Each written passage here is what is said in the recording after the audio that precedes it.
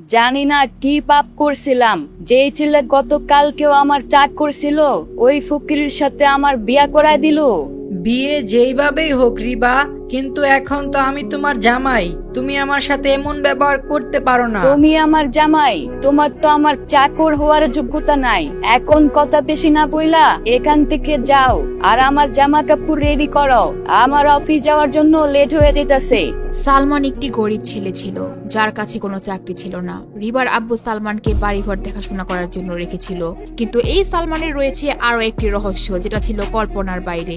একদিন রিবার আব্বু হঠাৎ সালমানের কাছে গিয়ে হাত জোর করে বলে, সালমান, আমি তোমার কাছে একটা রিকোয়েস্ট করতেছি, তুমি আমার মেয়েকে বিয়ে করো। স্যার, আপনি কি বলতেছেন? আমি আপনার বাসার চাকর, আমি আমার মালিকের মেয়েরে কিভাবে বিয়ে করি? আমি সব জেনে বুঝেই বলতেছি, তোমার আমার মেয়েকে বিয়ে করতেই হবে। এরপর রিবার আব্বু সালমানকে এমন কিছু কথা বলে যার কারণে সালমান বিয়েতে রাজি হয়ে যায়। এইদিকে রিবা একজন বিজনেস উইমেন, সে তার বাবার সমস্ত কথা শুনে, কিন্তু এই বিয়ের জন্য সে হাজারবার না করেছিল, কিন্তু তার বাবা জবরদস্তি করে তাকে বাসার কাজের লোকের সাথে বিয়ে দিয়ে দেয়। বিয়ের দিন যখন সালমান রাতে রিবার রুমে প্রবেশ করে, রিবার আগে মাথা গরম করে রাখে। ও জামাই সাহেব, যে তো আপনি কি আমার সাথে বাসার ঘর কাটানোর জন্য এখানে আসছেন নাকি? না না রিবা, এমন কিছু না, কিন্তু এখন তো তুমি আমার বউ হও, এখন তো আমার তোমার সাথে এই রুমেই থাকা লাগবে। একদম চুপ! তুমি কি এমন পাম্পটি আমার আব্বুর দিছ যে তোমার মতো একটা ভিখারি চাকরের সাথে আমার বিয়া দিয়া দিল? তুমি জানো আমি কত টাকা খরচ করি মাসে, আর আমি কেমন লাইফ কাটাই? আর তুমি আমার বাসার সামান্য একটা চাকর, মাসে 10,000 টাকা স্যালারি পাও, এই টাকা দিয়ে তুমি আমারে খুশি রাখবা? তোমার এই রাগ আসলেই ঠিক, কিন্তু আমি চেষ্টা করব তোমারে খুশি রাখার জন্য। একদম চুপ! ফালতু কথা বলতে আসবা না। ওইখান থেকে একটা খেতা নিয়ে ফ্লোরে বিছানা করে শুয়ে পড়ো, আর আমার সামনে আসার কোথাও চিন্তা করবা না। এরপর রিবা খাটে শুয়ে পড়ে আর সালমান ফ্লোরে এক কোনায় বিছানা করে শুয়ে পড়ে। এইভাবে তাদের বিয়ের 1 বছর কেটে যায় এবং এর মধ্যে রিবার আব্বুও মারা যায়। এই 1 বছর রিবা সালমানের সাথে একদম চাকরের মতো আচরণ করে। পাশাপাশি রিবার আম্মুও সালমানের শাশুড়ি সালমানের সাথে আরো খারাপ আচরণ করে। একদিন যখন রিবাদের প্রতিবেশী তাদের বাসায় আসে, এই সালমান, এইদিকে আসো, বাবিরা আসছে, ওদের জন্য খাবারের ব্যবস্থা করো। আর শুনো, আমার জুতাগুলো ভালো করে পরিষ্কার করে রাখো, আমি একটু পর বের হব। কিন্তু আম্মি জি, আপনি এনাদের সামনে এগুলা বলতেছেন? এখন তুই আমারে শিখাবি কখন কি বলা লাগবে? চুপচাপ খাবার নিয়ে আয়, আর আমার জুতাগুলা সময় মতো যেন পরিষ্কার থাকে। এরপর সালমান মাথা নিচু করে সেখান থেকে চলে যায়। এরপর সাথে থাকা রিবাদের একজন প্রতিবেশী রিবার আম্মুকে বলে, আরে ভাই, কঠিন ব্যাপার তো। এই ছেলে আপনার মেয়ের জামাই, আপনি ওরে দিয়ে চাকরের মতো কাজ করান কেন? জামাই? আরে জানি না কি এমন খারাপ কাজ করছিলাম জীবনে যে এই ভিখারির মতো একটা ছেলেকে রিবার সাথে বিয়ে দিয়ে দেয়। এখন যেহেতু ও চাকর, তাহলে তো চাকরের কাজই করবে, তাই না? ওর তো আর সেই অকত নাই যে অনেক অনেক টাকা ইনকাম করে আমার মেয়ের যোগ্য হইতে পারবো। কথা একবারে খারাপ বলেন নাই। আপনার মেয়ে কত সুন্দর, কত স্মার্ট, শিক্ষিত।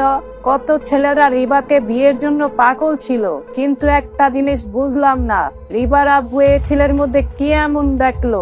সালমান এইগুলা পাশ থেকে শুনে আর তার মনের মধ্যে প্রচুর কষ্ট অনুভব হয়, কিন্তু সে কিছুই বলে না, কারণ তার এইগুলো শুনে অভ্যাস হয়ে গেছে। কিছুক্ষণ পর সেখানে রিবা আসে আর সালমানকে বলে, এই সালমান, চলো আমার সাথে।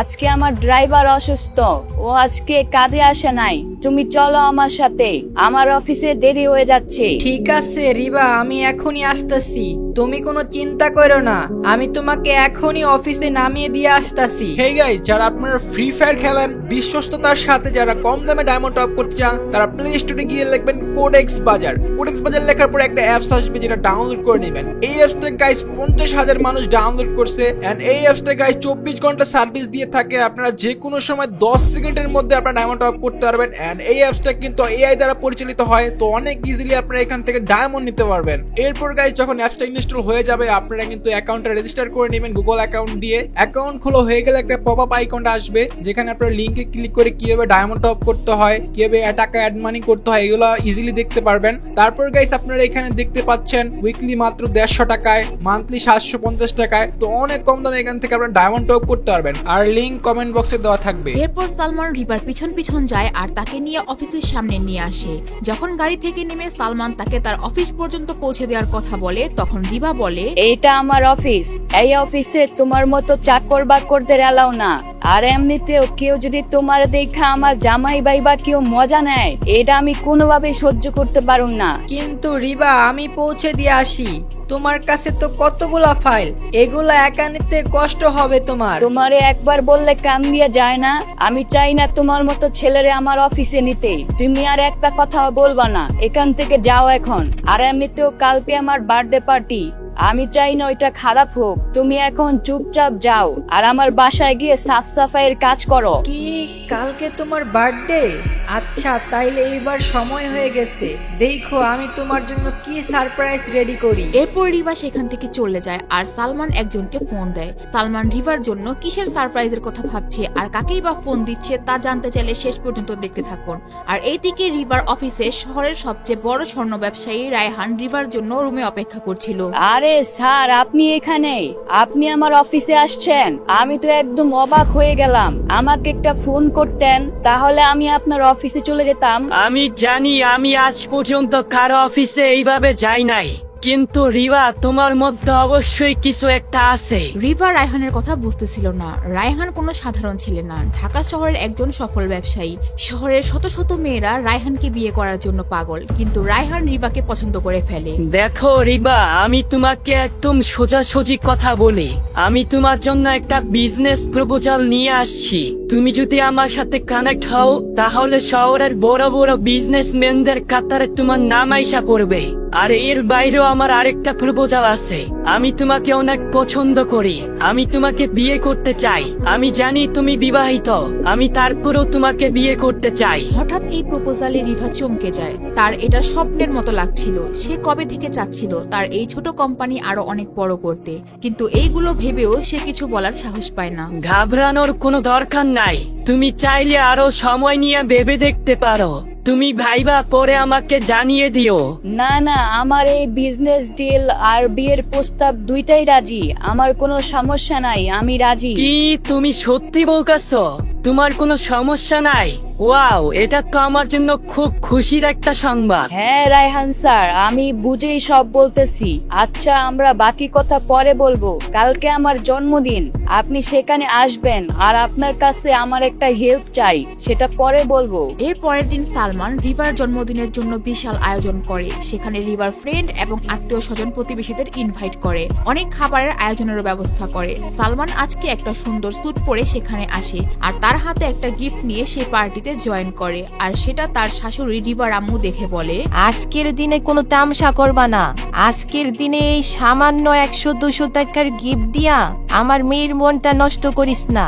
আজকে আমি চাই না যে তোর জন্য আমার মেয়ের মুডটা নষ্ট হোক। ঠিক আছে আমি জি, কোনো সমস্যা হবে না। এরপর সেখানে সেই স্বর্ণ ব্যবসায়ী রায়হান হাজির হয় আর সে এসে রিবার সামনে গিয়ে দাঁড়ায়। আর তখন রিবা রায়হানকে চুপি চুপি বলে, আপনি জানেন না আজকে আমাদের সালমানের সাথে কি করতে হবে? হ্যাঁ রিবা, এটা আবার মনে থাকবে না? যদি তোমাকে আমার বউ বানাইতে হয়, তাহলে এই 2 টাকার চাকরের অখাদ্য সামনে আনতেই হবে।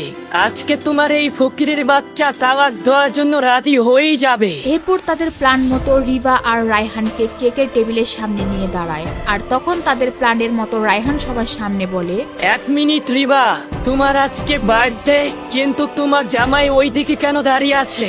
আজকে তো তার তোমার সাথে থাকার কথা ছিল, তাই না রিবা? রাইট। সালমান, তুমি এইদিকে আসো, একসাথে কেক কাটি। রিভা প্রথমবার সালমানের সাথে এত ভালো আচরণ করলো। এরপর যখন সালমান সেখানে যায় কেক কাটার জন্য, রায়হান হালকা ল্যাং দিয়ে তাকে কেকের মধ্যে ফেলে দেয়। আর সেটা দেখে সবাই হাসাহাসি শুরু করে দেয়। কি হবে এরপর সালমানের সাথে? রিভা আর রায়হান আর কি প্ল্যান করে রেখেছে? সালমান কি আসলেই গরিব? রিবার জন্য কি গিফট এনেছিল সালমান? তা জানতে চাইলে দিবস গেমিং এর ইউটিউব চ্যানেলটি সাবস্ক্রাইব করে নোটিফিকেশন বাটন বাজায় রাখেন।